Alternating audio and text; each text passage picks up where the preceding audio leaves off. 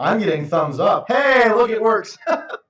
Sorry about that, everyone, for the quick delay. We had it's one of those things, whenever you do this the first time, we actually turned everything on. We had everything preset. We've been here for a couple hours getting ready, and we had done some test streaming. And then when we go hit the live button for the sixth time of tests, everything crashes and explodes. And it's like, oh my goodness, why is it right when you try to do it for real? It actually doesn't work. But hey, we're back up and running. You know how they always say in IT world, just turn it off and turn it back on again? That's exactly what we did, and it's working just fine. It's kind of funny, actually, while we were trying to do that, someone was actually dragging another computer out just in case this one all of a sudden was having an issue. We need to swap computers. So hooray, it's working just good. Everyone, is the sound levels okay? You guys can all hear me all right? Hopefully it's coming through nice and clear. And I'm waiting for my audio in my ear to tell me that we're okay with our guests. So welcome to our very first dev stream. We're really excited to be able to talk with you guys. This is going to be the first of quite a few. We're going to be doing this regularly from here on out. So you're going to be seeing both my face and some of the other faces that you're going to see today for a lot of these dev streams moving forward. Every 2 or 3 weeks or so, we're going to do a dev diary and a dev stream. We're going to be talking about different features of the game. We're going to be going through things, asking your questions, and hopefully just getting to know each other a little bit. So really excited to be enjoying this stuff with you. I'm hearing that we have a little bit of an echo. Is that okay, or is it just a little bit? Okay. We are working and tweaking on that. Bear with us. This is our very first dev stream with this setup, so there could be a little bit of snags we go through. So we're going to go ahead and get started right away. We have a couple people from the development team that are going to be joining us here, and we're going to be chatting with them. We have Veso, who is the game director, and Alex, who's one of the senior designers. Both are going to be guests on the show today. We're going to do a segment where we're going to get to know them a little bit. We're going to ask them a little about themselves, their history, talk about the game some, talk about the dev diary. We're going to go through some of your questions, both on the forums as well as here live in chat. And yeah, it's going to be a fun show. This show is really more about kind of getting to know each other and talking a little bit about the high level of the game.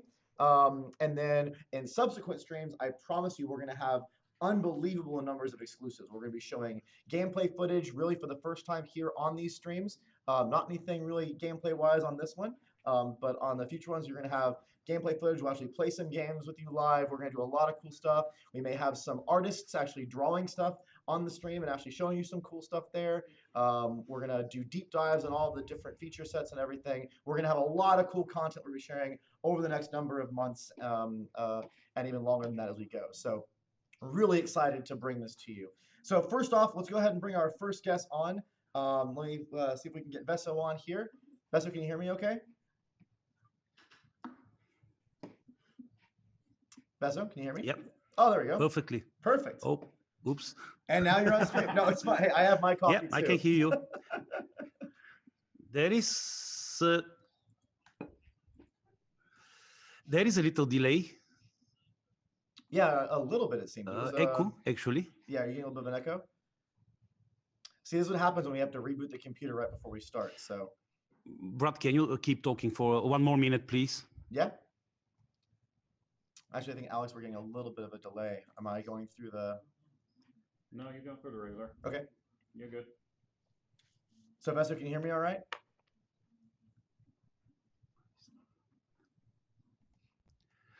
Yes, but I hear my voice like 5 seconds after I say something, and it's really confusing me. Do you have the Twitch stream open?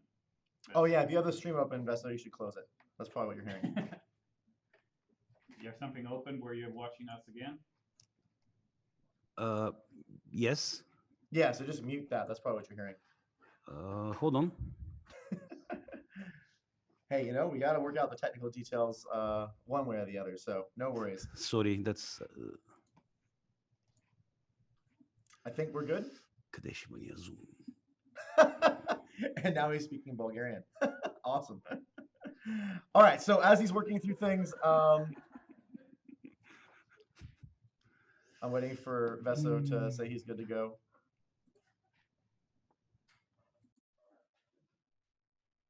Second song and dance while we're waiting. So Veso is the the game director and the studio director and for Knights of Honor 2 Sovereign.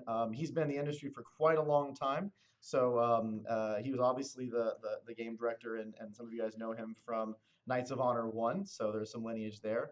But he's actually one of the very early founders of gaming in Bulgaria, one of the first studios. So, Vesa, why don't you tell us a little bit about yourself? How long have you been in the games industry? More than 20 years, 20 actually. years, wow. Yeah, it's a bit longer than I wish, but it's been fun so far. I A hope bit for longer 20 than you more. wish. What do you mean? It's well, it's a hard work. Uh, If you're a very young kid, you know how it is. It feels like a super easy thing, but actually making big games is not so trivial. yeah, But it's yeah. fun. It's big fun. I'm Well, happy. what was the very first game you worked on back 20 years ago when you first started? It was called Tsar, the Burden of the Crown. Super long Ah, and epic name, yeah. It was a real-time strategy. Obviously, I've been a strategy guy for quite a long time, and yeah, it worked quite fine. Was really the first game done in Bulgaria commercially, so we had some kind of unique challenges making this. Gathering people, discovering simple things ourselves. There was not much internet, or there was no Wikipedia back then. So you no can imagine. Wikipedia. It's so weird to even think of a world without Wikipedia. We become so dependent on just having this knowledge just at our fingertips. So um, I Yeah. I remember actually the old days of buying encyclopedias and actually having those rows of encyclopedias, and that's what you use to kind of learn things. Now you Mm. just go online and type a thing, and then you get all sorts of information. And then so Knights, Czar was a real time strategy game. So you've been a real time strategy fan, or even a strategy fan for forever. Has that always been kind of your favorite genre? Strategy, yes, I would say one of most favorite genres. And to be very, very honest, in back in '90s, it seemed kind of a bit easier to make strategy games than Mm, a content-heavy like RPGs or that type of things. yeah, yeah. 3D wasn't a big thing back then yet, so strategy was kind of obvious thingy to do. So how did Knights of Honor come to be? I mean, that was obviously this is a game that came out a while ago that a lot of people that are on our stream right now are fans of. So I mean, how did that whole game come to start? Like, what was the genesis of this idea? We wanted to make some grand strategy, real-time strategy, Mm, and for a while we envisioned that old Tsar game, which was played on a very small map. We started fantasizing about having this same thing but on a very huge map, and we started doing it that way. But it evolved during the development, which was quite long, about 3 years or something. mm. It evolved into a very casual historical simulation, and I think were the roots. And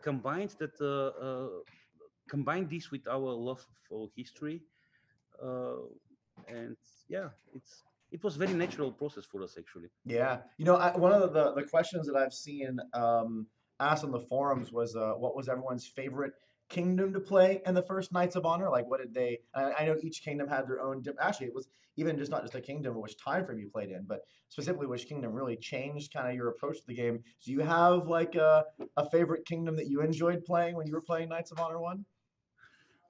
It's very hard to pick one, but I can tell you something from the kitchen. Uh, Okay. we played Aragon. Uh, I hope I pronounced this correctly.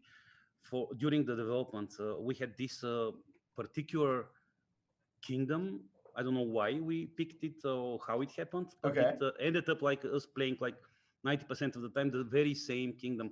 I guess it was yeah, especially in the first two-thirds of the development, Mm, probably because there is this thing. If you make a change in a very complex game, if you stick to the same kingdom for a while, then you can feel the change much better. right, right. Because yeah, if you pick some very huge kingdom like I won't quote any, but then you don't know what you did actually after you change from very small to very big kingdom. So how you compare your experience after you did some, let's say, difficulty balance or something. So it was very beneficial to play the same kingdom, and it happens to be Aragon back then. Now, for more than a year, it happens to be Croatia, Yeah, for yeah, example. yeah. I hope we have some friends from Croatia here. I know that we have some really, really big fans in this part of the world. So, hi, if you're here, guys. Actually, And that's been the I know for a while in the development build, like in pre-production, production, wasn't Croatia the starting nation spot for Knights of Honor 2 for quite a while? I know we're moving it around now, Yes, but yes, ev- yes. ev- For more than a year, we were starting in Zadar, and yeah, yep, yep. yeah, Yeah, every milestone build, every like developer build that I played, it was always starting in Croatia, and you got quite familiar with your neighbors in that part of the world when you played it over and over and over again. Someone in chat saying that Ulster, if I'm pronouncing that right, was one of the easiest starting points in Knights of Honor. Do you agree with that? uh, kind of. Kind of. It's one of my favorite actually, playing with Ulster and Oh, Scotland really? as well Mm, in the old game. yeah. It had this specific intrigue between the British Isles, like Irish earldoms, and Scotland and England and Wales was kind of fun. Oh, awesome. It's interesting that you have to play quite a long time before you're actually able to get out of the Isles and start doing some nasty things around Europe. Which is probably very similar to the truth, right? It took a little while for anyone to even start exploring while they're dealing with their neighbors in those small parts of the kind of constrained areas. We see people from chat that are actually from Croatia, so we do have some Croatian friends. Oh, So yeah, I played your nation quite frequently for the last year or so in the first year of development. So that's awesome. Great to see some fans from different places. Do you have any like I know again a lot of people on the channel are fans of the original game.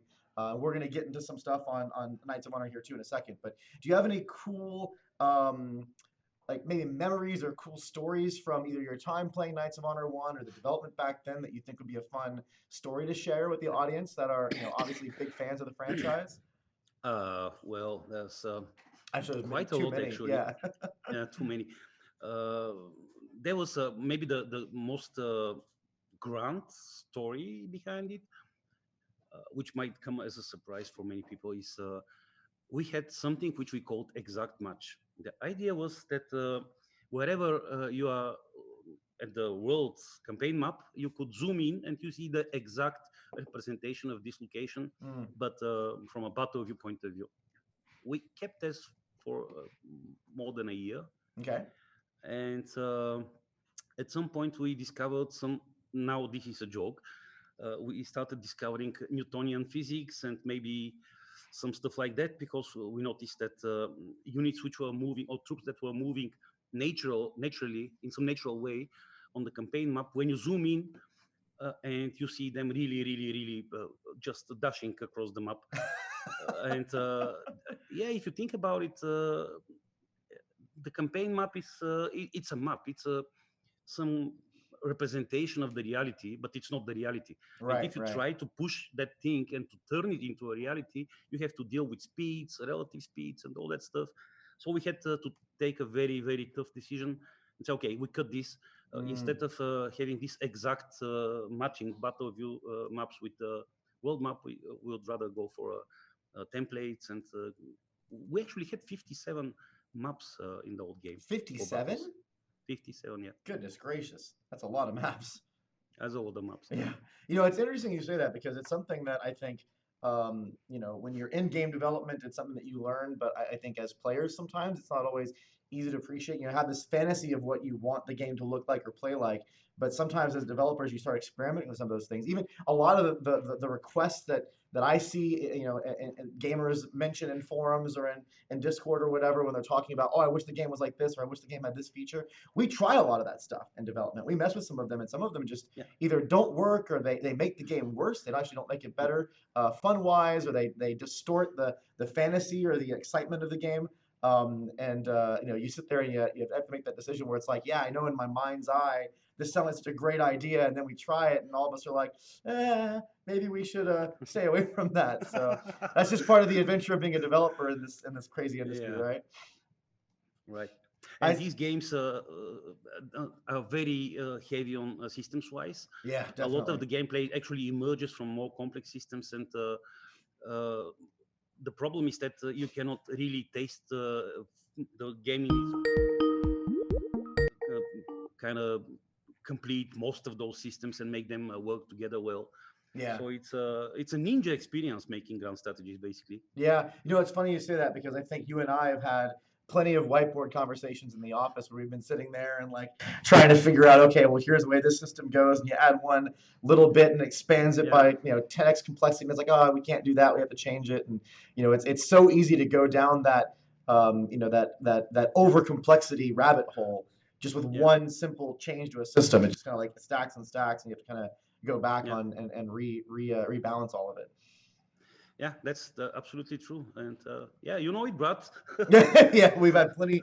Vesso and I have spent a lot of time together in the last couple of years, and a lot of whiteboard discussions. So it's a fun back and forth. I hear some comments here in the chat about the large countries were always the most difficult in Knights of Honor 1, at least. And it's funny because that's actually my personal experience. The first time I played Knights of Honor, I think I played Germany. And man, I got absolutely steamrolled in seconds. Like you have all this territory, people are declaring war on you right away, and I'm like, I don't even know how to how do I build armies? How do I? You don't even know what you're doing yet, and then all of a sudden you're dead. And then I picked like a 2-nation or a 2-province nation, and then I was able to kind of learn the game and figure it out. That's something we've talked about a lot in development, about how to help new players get a good first experience in the game when they first start playing, so they don't fall into that trap maybe of playing one of those really difficult nations. I mean, obviously you can play whatever you want if you really want to, but add a little bit of guiding rails so they know, oh, hey, this is probably a good place to start when you're first playing.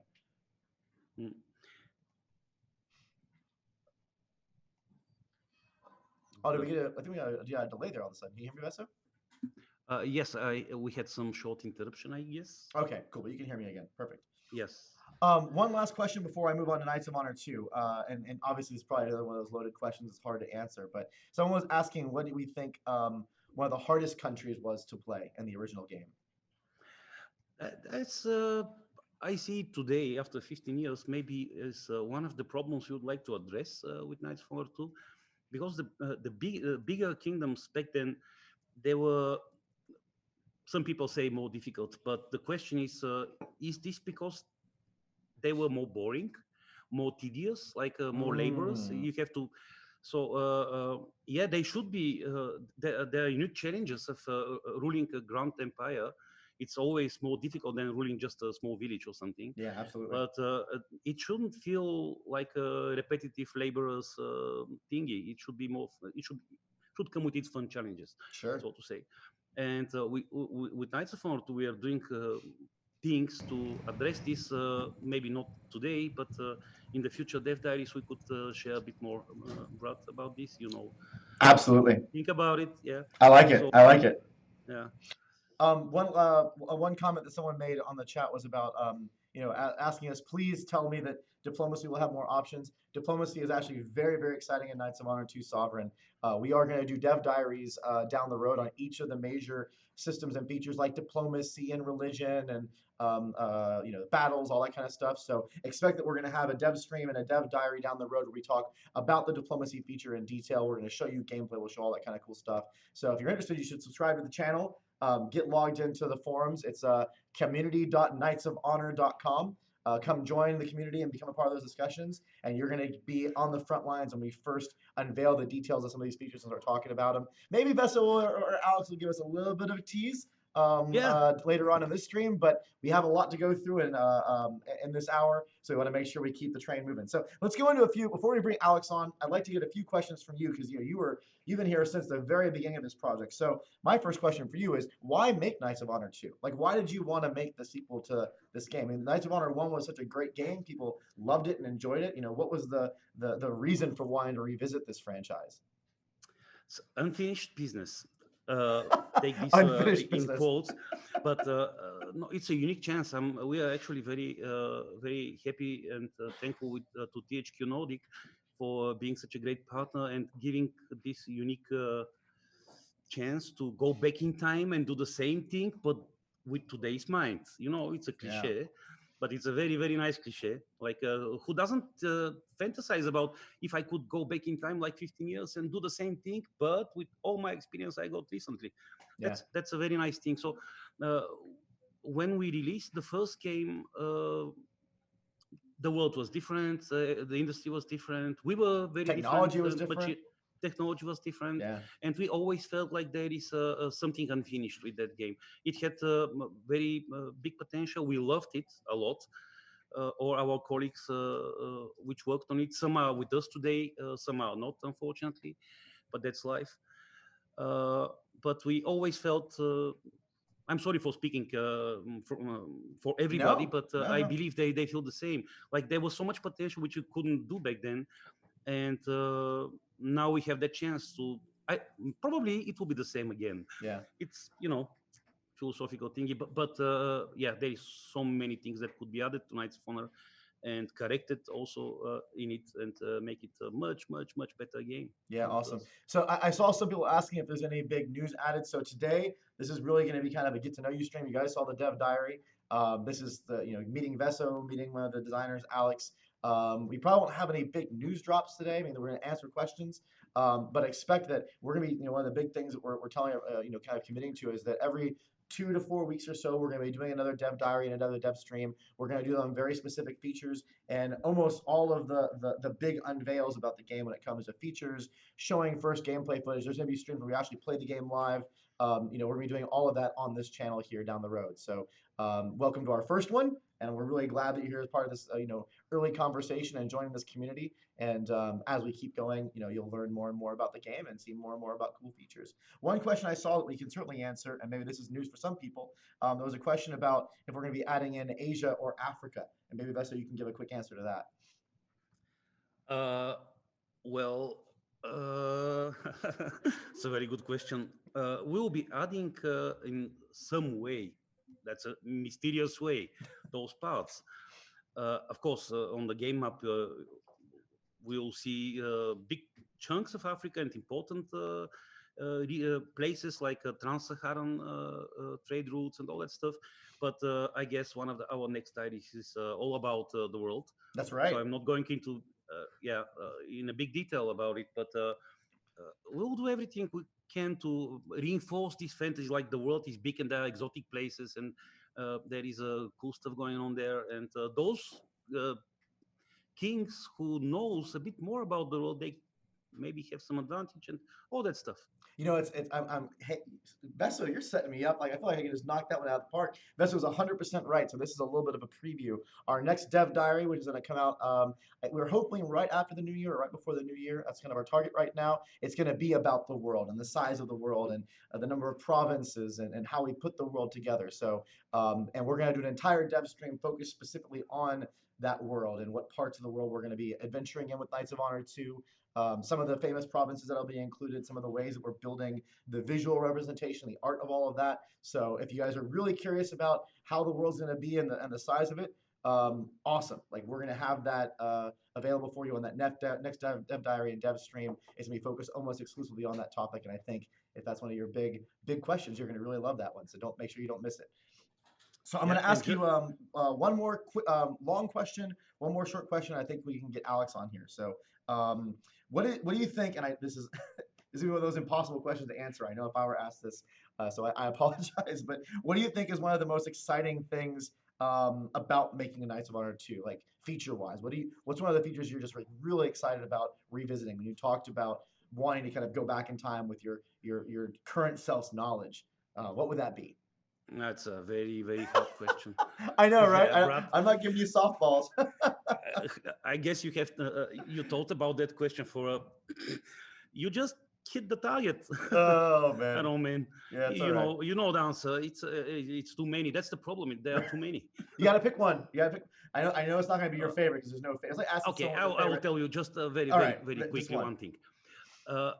What I personally really loved in the old game was the big number of surprising things that could happen and surprise you as a player. The things that emerge from seemingly simple mechanics, but certainly you end up with your king being in jail in Hungary, and then his son is called to a crusade, and then something happens. So all those I would now watch me mess. Was actually quite fun, and the emergent gameplay moments, and the situations that could somebody might not see for hours or for weeks, but when it happens, it says, "Wow, look what happens! That's impossible." So we are building that game for a lot more of these. So I know this will give a little bit of maybe teases or previews, but you had told me this awesome story right before. I think it was not this last milestone, but the milestone before, and the Mm. diplomacy system where you had this. It's an obvious bug, and it's not going to be in the game, but it Yeah. was that weird thing where like your king got like in a weird situation where he was king of two kingdoms at the same time or something weird like Yeah. that, and it was based on. What was that story? Really quick. Alex can tell you a bit more about Oh, it. you want Alex to say it then? We can. You Yeah, want him it to? was Alex. Oh, But okay. there was that thing. Like a king was captured a spy, then he killed him, and then he wrote letter to himself, blaming himself for. Oh, that's right. That's right. That's Yeah. right. He So blamed him for killing himself. Right. right, it's a bug, obvious, but there are plenty of those. Yeah, but there's some of the fun. We really should like do a we should do a dev diary, a dev stream where we actually go through like our top 5 favorite insane bugs that will never ever make the Absolutely. game. I'm gonna make a note for that. That'd be a really fun. Here are the ways that we've broken things completely, and you don't ever want to see this stuff. Look, Brad, a few days ago we saw a floating fish, a flying fish, basically, a fish flying- flying above Spain. Okay, why Spain? Just that's where they I had don't know. flying fish, right? Yeah, Well, I just a guess fish flying in technically the air. aren't there technically flying fish? Like they don't have those fish that kind of like float over It the was water. or flying whatever? quite high, flying above the clouds, Oh my gosh, that's funny. very slowly. Sometimes the bugs that show up in development are just insane. So awesome. Well, Vesto, we're going to bring you back on a little bit later Yeah. in the stream to do a Q&A real quick to go through some of the forum questions and some of the questions on the stream. We've actually answered some of them as we've been going, but we're going to bring Vesto on, and all I'm going to do is ask your questions to him near the end of the stream, maybe the last 10 minutes. So get those ideas rolling and get them written down or ready for yourself. And when Vesto comes back on, we'll give him some questions. So if you don't mind, let's get Alex on the stream next, and we're going to do a little bit of talking with him. Alex, come in, man. Excellent. Hold on. While they're changing cameras, I saw one question highlighted to me. Ziddy, our community guy, wants to know how I always look so fancy, even under stress at Gamescom. I guess I don't know. I guess it's just I got a little bit of fancy. I actually was I need to get Is some the long hair coming back? the long. No. We're not bringing the long hair back. There was a time, and if you guys look too deep, you may find a couple of the videos where I had very long hair.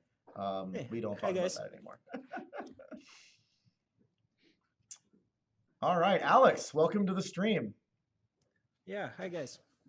It's great to have you on here and talking with everyone. So everyone, this is Alex. He is one of our senior game designers on the project. So really excited to have you on here. Alex, why don't you do like a quick 30-second intro in yourself? Like what are you doing on the project, and how long have you been in game development?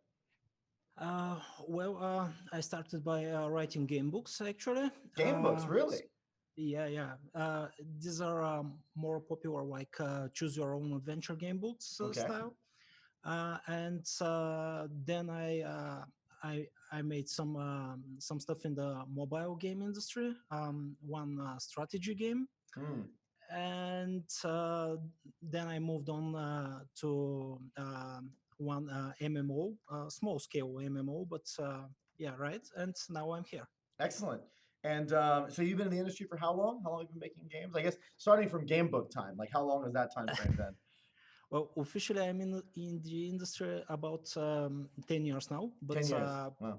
yeah, I'm making games maybe 25 years now, if I consider the hobby part of the game development. I think hobby making is absolutely a fair. Yeah, definitely. There's so many things that you learn when you're just kind of trying things on your own and getting to know the ins and outs of making games and making mistakes and watching things not work and blow up in your face and all that kind of cool stuff. So wow, that's awesome. So you did hobby gaming back when you first started. Was it like board game stuff and pen and paper, or were you doing actual? Okay.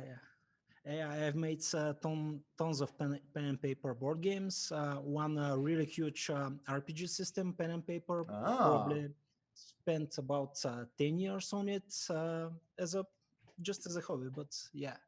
Okay. So I'm a fan of all kind of games, from card games to video games, mobile games, everything. That's awesome. Yeah. It's when you talk about pen and paper and board games, I find that a lot of game designers. Almost everyone that I've ever worked with has always been into some board games or paper play. I think it's a big part of kind of like experimenting with different systems and learning about them. So really, really cool. True. So what kind of games do you play? Like what are your favorites? Well, right now I play mostly some kids games with my kids. Okay. Co-op games. Back in the days, I like to play in tournaments, so I was StarCraft one player Oh, a okay. lot. Yeah, but I enjoy also 3D actions and tactical games, all kinds of games actually. Awesome. Very, very. RPGs a lot. I'm a huge BioWare fan and so on. Yeah, definitely. Very cool. So, you played Knights of Honor quite a bit, right? What are your we were asking Vesso one of these questions earlier. Like, do you have a favorite nation that you played with Knights of Honor 1? Uh, well, I'm afraid it will sound a bit chauvinistic, but I mostly play with Bulgaria, and Because you're Bulgarian, right? yeah, kind of, but not not because of the nationalism part of it, but because I'm most familiar with the regional conflicts at that point. Ah, yeah. Yeah, and I can immerse into the game more. Yeah, and also it's a balanced in size. It's not too small. Doesn't start small, but you have to develop everything from pretty much the beginning. So it's a very balanced gameplay for me. You know, I feel like that's something that a lot of players do in these types of games. They like to find like where their home is and play those nations or maybe one that they relate to from like a Yeah, history they liked or whatever. So I don't think that's a negative thing. I think it's a it's a very common thing to kind of identify with the nation that you kind of true, know in that area. Was there any kind of like favorite strategies that you had when you were playing Bulgaria? Like were you super aggressive, or did you do like a lot of espionage, or were you more a diplomatic player? Like, what were your kind of like ways that you would approach it? initially I prefer to focus on the economy parts. So Mm, this means merchants and of course tax collectors everywhere. But so the rebel risk is not so problematic. So in the beginning I try to handle the economy, and then I mass marshals and go over Europe, basically. Of course, the espionage is helpful, of course, but in the beginning, I usually just have a protective spy in the courtyards. okay, so like money, warfare, and then a spy to kind of give you some utility when you need it. Yeah, yeah, basically. Okay, really cool. So, you were actually the person that was, the author of this first dev diary. So, why don't we talk about that a little bit? Now, I Yeah, really sure. loved kind of the three pillars that you were talking about, and I'd like to kind of like Thanks. maybe talk about them in detail a little bit each. So, the first one was kind of immersive, that easy to learn and hard to master kind of pillar. So, what is that? Why do we talk about that? What does that entail when we talk about keeping that balance of being easy to learn but hard to master? Well, first of all, this is a cliche everyone says, but Sure. we really try to achieve because it's very important that um, we don't want our game to be a frustrating experience for new players, so it must be Right. welcoming. And sometimes when we make a very deep feature, for example, we had very complex system for inflation and for trade and merchants and so on. But in these times, we just get back to the pillar and say, guys, this is too complex. How are we going to explain to the players? And maybe it will be very interesting for the most hardcore players, but we just back down a bit in these cases, Yeah. and we're trying to double check every feature we implement, whether it's interesting and challenging at the same time. It offers interesting decisions, but not too complex to explain to the players as well. Yeah, I think it's something that I've heard said about Knights of Honor One, and it's something that I felt when I first played Knights of Honor One as a veteran gamer. When I first picked it up, that and started playing, I mean, obviously you need some like tutorial and some information about how some of the features work specifically. But Sure. I got into that game very easily Yeah. as a person who played a lot of strategy games, and there are other games out there in kind of that grand strategy space where even someone who's played, I would honestly probably say hundreds of strategy games in my life that I still find intimidating and I have a hard time approaching. True. True. And with Knights of Honor, I got right into it. And honestly, with Knights of Honor 2, even through development, for the most part, it's been a game that you can pick up very easily. And we've talked a Exactly. lot about like as we've been developing features, we've had a couple moments where like, oh man, this is getting a little bit too nuanced, a little bit too almost gamey, and it's just not adding a lot of fun, and it makes it a little too hard to approach. But I think, I mean, in my personal opinion, I may be biased, but someone was asking a question how deep the game is or how deep the features are. There's a lot of depth that opens up as you start learning about how the different emergent features connect to each other, like diplomacy connecting with espionage, or Yeah, how you yeah, use it's true. diplomacy to open up trade routes, or setting up certain alliance. There's a lot of things that open up as you learn more about how the systems intertwine. Definitely, I think that's the interesting decisions and the depth of the game is the easier part actually in a grand strategy because you have huge opportunities, but it's more difficult to make it understandable. Yeah. That's more difficult. So let's go into the next pillar. So the next pillar we had on the list was fun gameplay over historical accuracy. So obviously, Knights of Honor is a historically based fantasy. We have real names of countries. We're trying. Vesso was on earlier. You and I both can probably attest to this. Man, that guy knows so much about this time frame. It blows my mind. The common knowledge that is just to him on the surface, but to me it would be like I have to go to school to understand some of this stuff. Why is it important for us to put gameplay ahead of historical accuracy? Why is that important? Uh, well, it always comes down to the decision in some features whether to choose one or the other. And you have some very cool stuff. For example, I will give one specific example if it's okay. It's Okay. more the next what the next dev stream will be about. But when we have to choose which are the starting provinces of a kingdom, and sometimes there are some very cool setups, and but they don't match in time. For example, it's very interesting in Britain, but in the same time it's not so much interesting in the Balkans. And Right. If you shift 5 years in one of the places, you have the perfect setup. So this is just a very little example. But yeah, we make these decisions everywhere in the game, and sometimes it's just visuals. For example, something looks very cool, and we want to keep it. Yeah. For example, for the ships, it's not exactly in the specified period. We can move, for example, half a century back or uh, or later. But we are okay with such decisions. Awesome. What do you think? Do you have like something you could reference that is kind of historically accurate or really historically inspired that we are kind of keeping true? Well, mostly everything, but The province names for one, definitely. right? That will also be on the next one. We spent a lot of time going through the Yeah, names. Yeah. yeah, we have a very precise starting setup with the rulers of the kingdoms and so on. But yeah, we have a historical consultant in the company, so Right. we want everything to be as more as inappropriate as it can be, from colors to names to dynasties, cultures, and so on.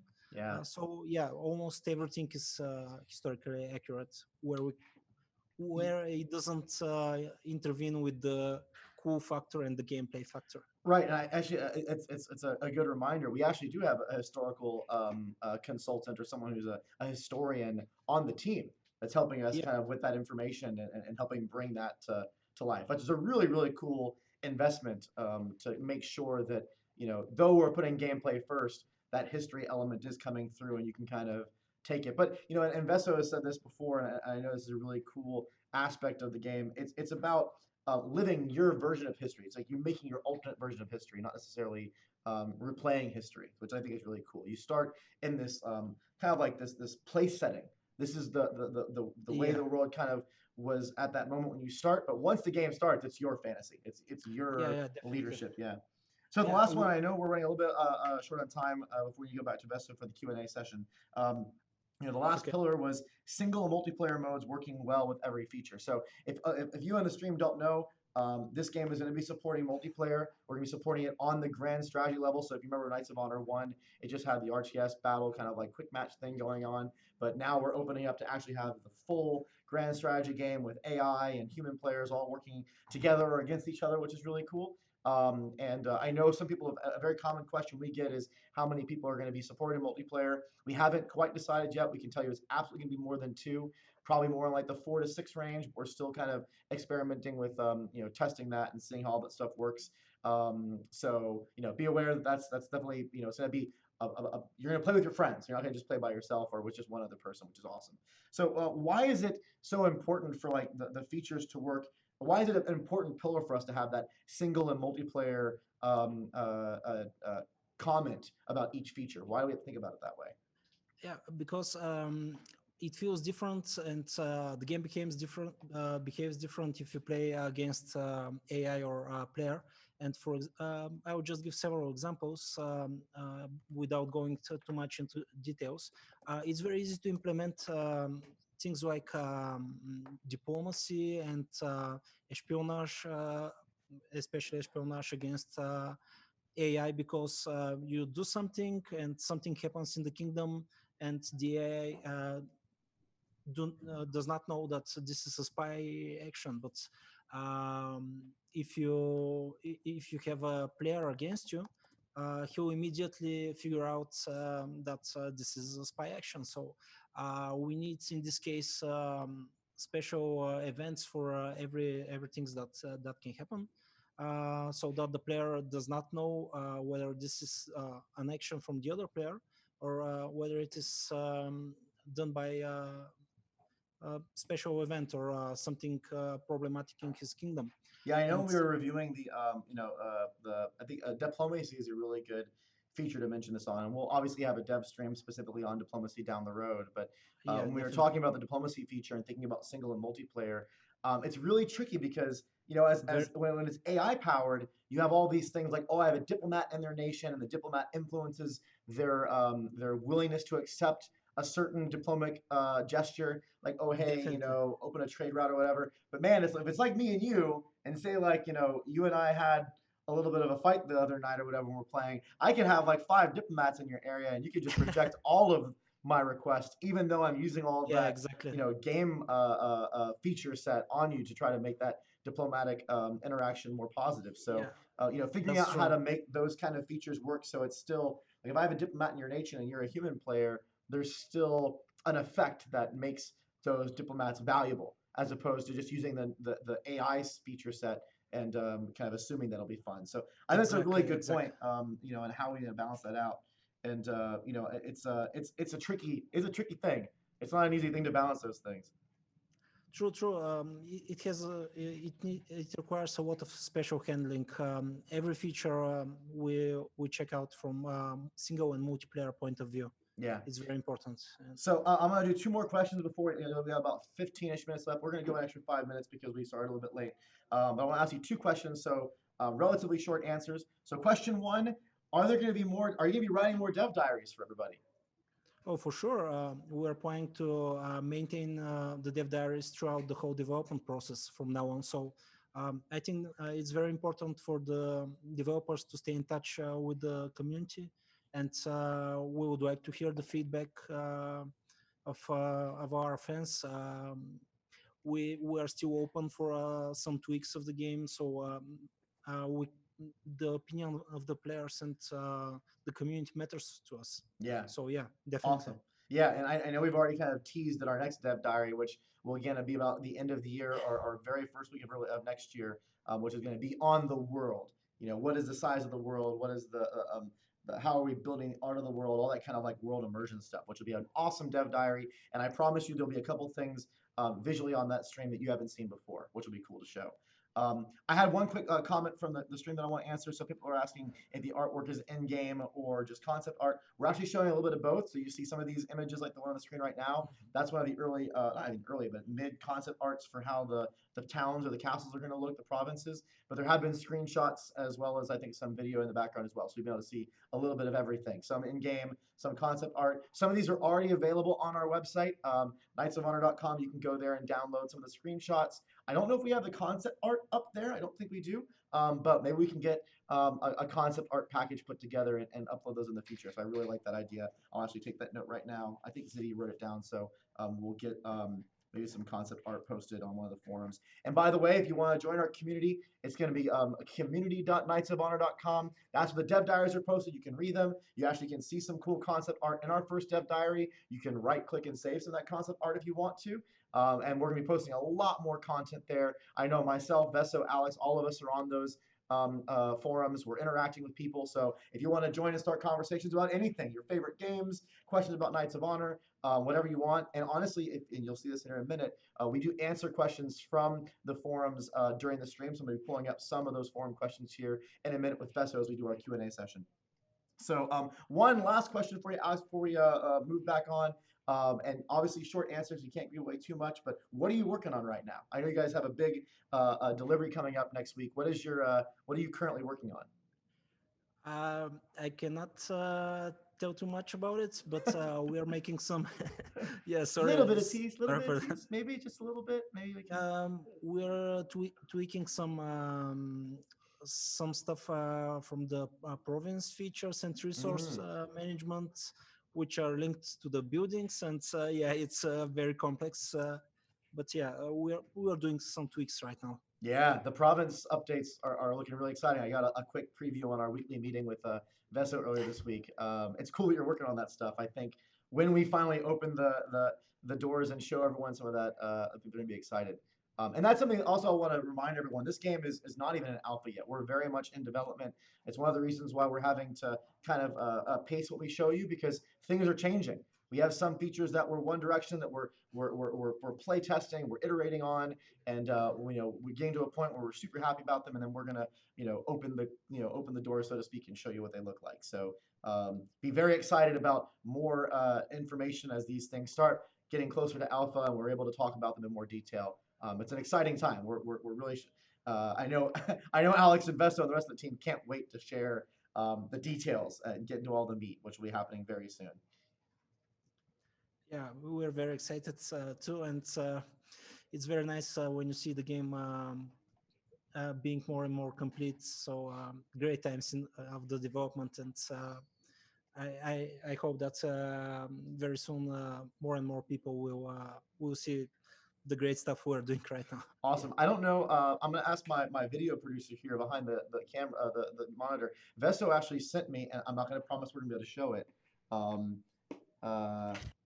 If you want to, oh, never mind. Actually, Vesto said we can't show it. Never mind. There was something we were going to try to show. We'll get you. It's the flying birds. We'll get a clip of it. We just need to. There's some things on there that are development wise we can't show quite yet. But we're going to get the flying birds from around Spain. But I promise you, after it's a fish. It's a fish. Yeah, a fish. Sorry, flying birds. If you're coming back next time, we'll show them. But yeah, if you guys come back next time, we'll have that video clip ready to go on our next stream. We'll bring it up. We just need to. There's some development stuff on there that we can't quite show yet, but we'll get it cropped, and we will have flying fish on the next stream. You have my word. I'll make sure that video clip is ready for you. It'll be fun. It was amazing the first time I saw it. I just checked the guy next to me and asked whether why are the fish flying around Spain? No, Jorka, we will show the fish next stream. I promise you. All right. So, Alex, thank you so much for joining us. You've been an awesome guest. Really appreciate it. Thank you too. Everyone, you're going to get to see a lot more of Alex over the coming months and months. And can't wait to see the next Dev Diary. So awesome. Yeah. See you soon, guys. Thank you. Cool. So we'll get Veso back in here, and we are going to do our Q&A section. So I know we have a couple questions already lined up. I'm also going to go through the forums and grab some questions from there. We have about 10, 15 minutes to go through questions with Veso. So hopefully you got some of them warmed up, and we're going to have a great time together. So Veso, welcome back. Hey, Brad. How you doing? Perfect. My first question for you I'm going to ask is, who put up the Christmas tree? I love the festive spirit behind you. That's awesome. Well, was who put it? I think it was Julia. Ah, okay. Is it liquid cool? This time of the year, so more lights. And by the way, all this blue stuff and everything is. We actually decided to make this stream from this improvised. I wouldn't say studio. Sounds too serious, but from this big room. There are other rooms in the office, but we wanted to have it a bit more live, so you can see people doing their magic back there. I love it. And yeah. So let's go through. We're going to do kind of a Q&A session. I'm going to start with a couple of questions from the forums. Let me see if I can go here. So Norbik actually asked a ton of questions on Tuesday on the forums. Let's see if I can grab one that would be fun to answer. So let's see here. So one question they had was what will, and I know we're going to talk about this a little bit in the future, but just as a tease, like what is kind of the max size of the royal court? What are we thinking about when it comes to the number of advisors and royal court members we're going to be able to put in there? I know it's still moving around a little bit and it's not going to, about what are we thinking right now? Well, right now there are 8 knights and the king himself, but this should not mislead people because this time all the characters, they have much more roles and much more depth in them.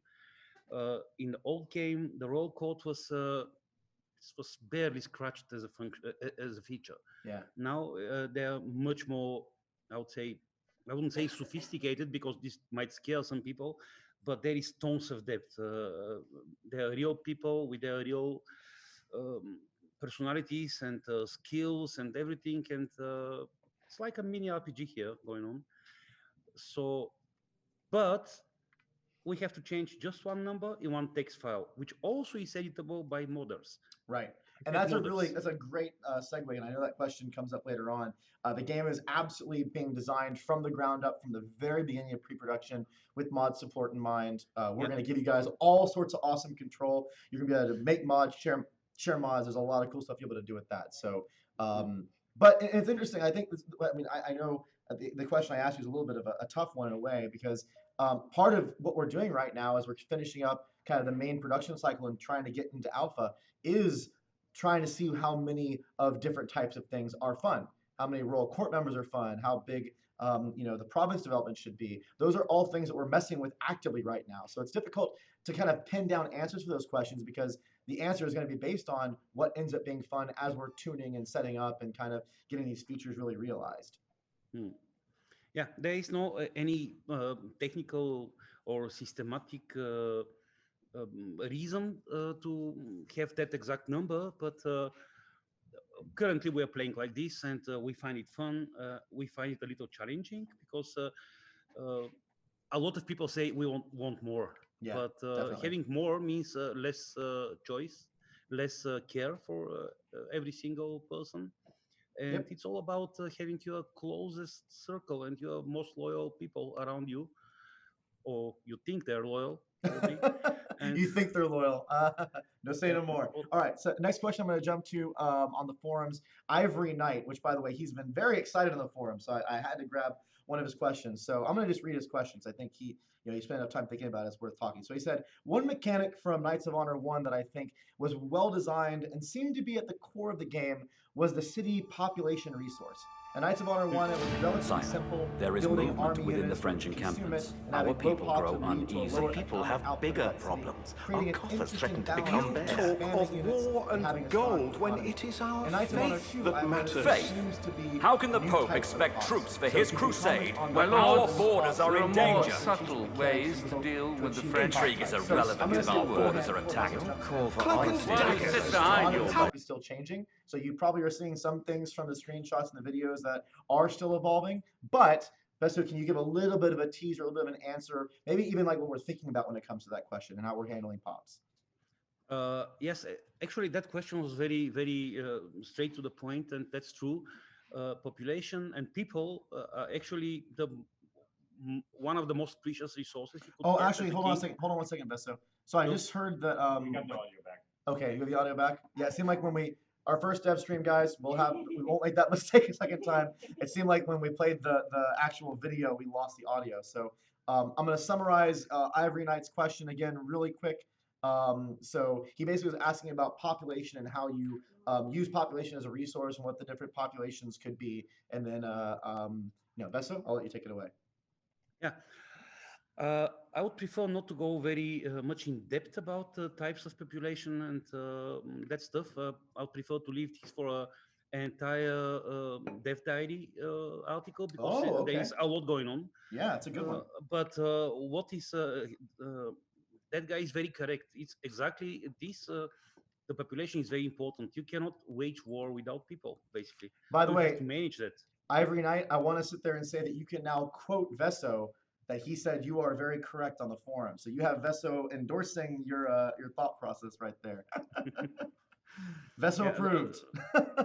it's that a meme, good Vesso question. approved. Yeah, it's a good question. It's a good question. You cannot have a massive war or without having enough people, and we all know in history that some very prolonged wars and times of wars, they really depleted population of entire regions, not only because of slaughter during battles, but also because of hunger. And when the men are taken out with the army, then there is no one to take care about the farms and all the life. So it's Yeah. it's important aspect of the game, but more about this later. Awesome. So let's see if we, I'm gonna pause our question for 2 seconds. We're gonna see if we can run the video again without the audio getting clobbered.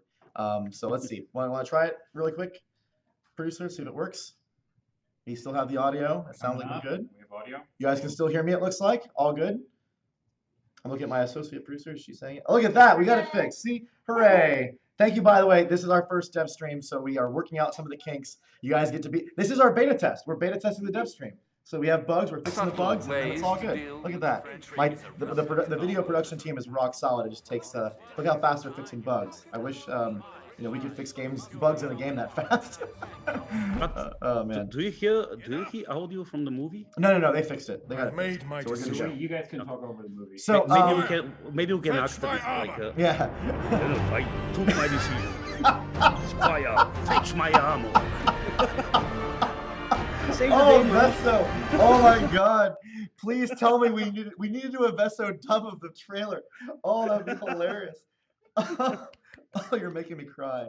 Oh, that was fantastic. I also learned that in the very beginning of this dev stream, I did something which wasn't super appropriate. It's the first and only time in my life where I said stuff like that. Sorry about it. Oh, that was funny. Okay, I need to get myself back together. All right, so we'll grab one more question from the forums, and then we're going to grab some questions from chat that we have recorded by our team. So Wally asked 14, we asked 20 questions on the forum. So goodness gracious, Wally, we're going to have to pick one from all of this. So let me see.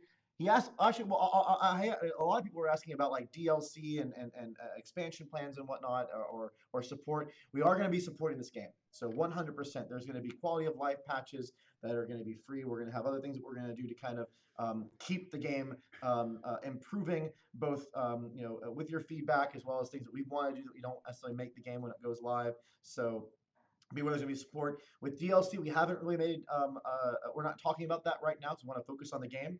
We're building a game right now, and that's what our focus is, and the team's focus is. DLC is something that we're going to work on a little bit later. Like I said, right now we're very much in production. I'm not going to, we're not going to say that we're not going to do DLC or that we are.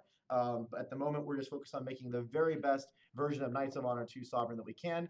But we're absolutely going to be supporting this game. There's going to be a lot of cool stuff that we're going to do after the game goes live. So, it's not going to be something we just release and then go. Like Vesso mentioned before, this is a passion project for him, something that he's been very, me getting to know him the last couple of years, very, very excited about. So I actually think he would, it'd be hard for him to stop wanting to add things into the game. So there'll be time for doing that. One question that he asked, I think, that would be kind of interesting to talk about. He said, will the river crossing battles or attack on camps of Knights of Honor 1 or something kind of similar to that be in the game? So are we going to have like that kind of battles on the water, battles in different areas that kind of affect different values, the kind of camps and how they impact, are those features, are there any versions of that? I know we're probably going to go into detail more when we talk about the battle system, but maybe you can give a little bit of a tease, a little bit of a preview for everybody. Yeah, it's it definitely deserves its own dev stream. But for the river crossing in the old game, it didn't work very well. It was a very childish idea to represent all the crossing river thingy the way it was represented in the old game. So you won't see exactly the same thing. But on the other hand, crossing big rivers with big army. It's not an easy thing. It was not an easy thing. So it will definitely have its strong impact. And as a potential conqueror, you really have to think how you would like to move around the world and what you do with the big rivers and yeah, that type of things. And yeah, it's not for free. I mean, crossing a big river means definitely some madness and some Madness. disorganization in your army. It's not that tight as it should be. So yeah, but more about this later. I am really tempted to say much more about it, but it's not the moment. Yeah. Definitely.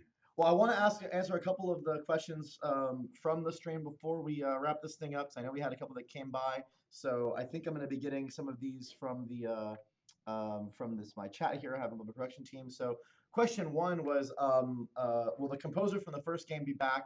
And they love the music from the first game, so I'll take that one. We have a new set of composers on this project. They're awesome. I think you're going to really enjoy the music. They're big fans of Knights of Honor as a franchise, and it's been a cool process. We are going to be doing a really cool making of video that you'll get way down the road. It's a little early tease. So we're going to talk about how the music's being recorded and written, and you'll get a chance to meet the composers. But you know, I think you're going to really enjoy what we're putting together there. What's our next question we have from the stream? Let's see what we got here. Do we have a few ready to go? Alex? Yeah.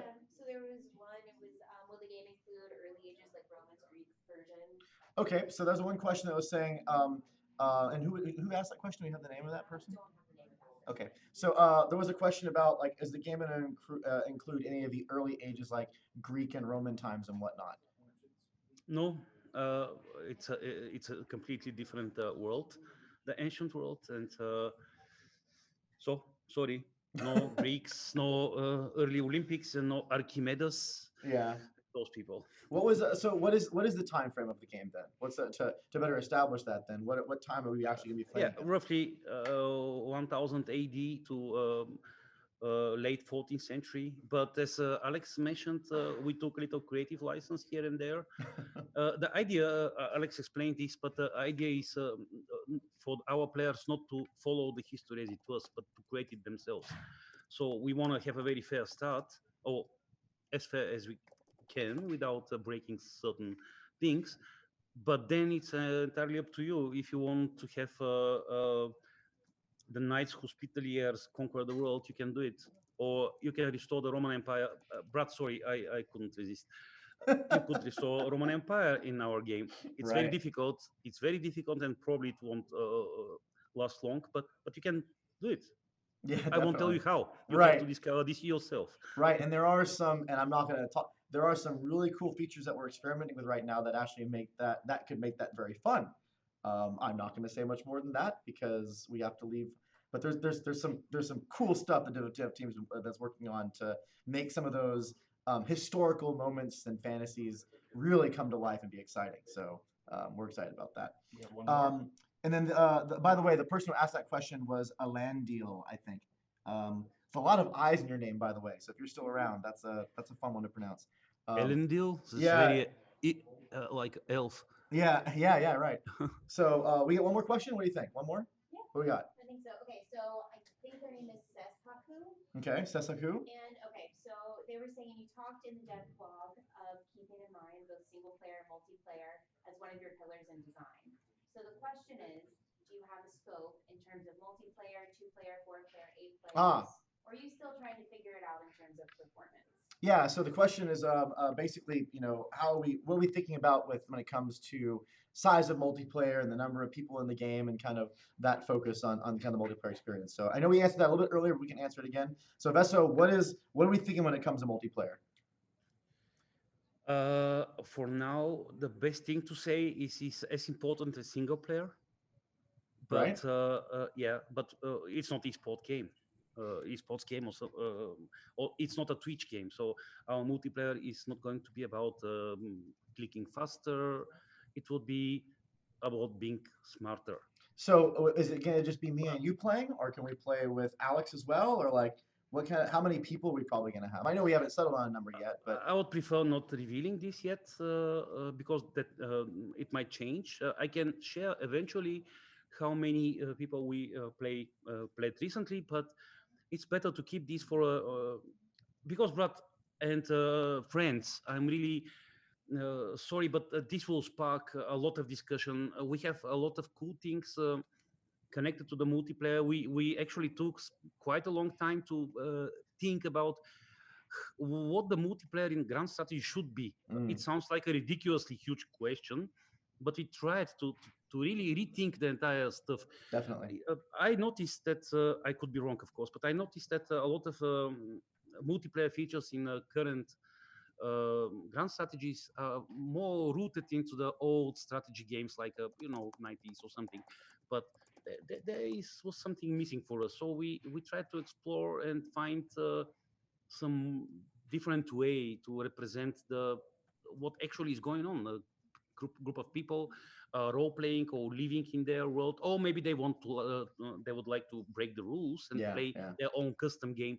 It's a very big topic, Brad, as well as I do. So let's leave this for a further DevStream. The only thing that I think we can definitely say is that it's going to be more than 2 people. So you're going to be playing with your friends. It's not going to just be you and Veso, whether that's 4 or 8 or 6 or 10. We don't really know the exact number of people we're going to have, but it's going to be a group of friends. And we're really trying to figure out what that really honestly about what the max number is. What's the maximum number of human players that will make the game still be fun to play, and let the different features and systems we have in place work the best. But it's absolutely going to be more than 2, and probably in the 4 to 8 range. But like Veso said, where that ends up landing in the specifics, we'll end up talking about in more detail. And like Sesaku said, you really just want to hear more than 2, which is exactly correct. It's going to be more than 2. Yeah, you're going to be able to play with a group of people. I know.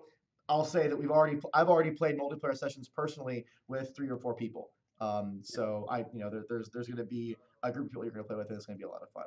Veso, thank you so much for joining this DevStream today. It's been a lot of fun, right? Not too bad for the first one. A couple hiccups here and there, but it's worked out pretty well. No, absolutely. And thank you very much for hosting this, Brad, and Alex and everybody. It was a big honor for us. And thank you. It's funny. So we have Alex, the senior game designer, and we also have Alex, the video producer, who's behind the scenes doing all the work and throwing me questions and everything, as well as Ali, who's helping. But we have a couple people on here that are also helping make this DevStream possible. So thank you to all of them on the group. Guys, we're going to be doing more of these DevStreams. This is only the first one. We're going to be doing tons of them. We're going to have them coming up usually every 2 to 4 weeks or so. So you're going to get to know me a lot better. You're going to get to know the team better. We're going to unveil new features. The next DevStream, which is going to be slated right now for right after the new year, is going to be about the size of the world. Giving you the preview here, we're going to talk about how the world is being put together, some of the visuals for it. We're going to show some exclusive screenshots and maybe some exclusive video about the world, which you haven't seen yet, which is going to be really cool. And we're also going to be able to talk about kind of the provinces in the area. I know there's a couple questions about Asia and Africa. You'll have some of that answered.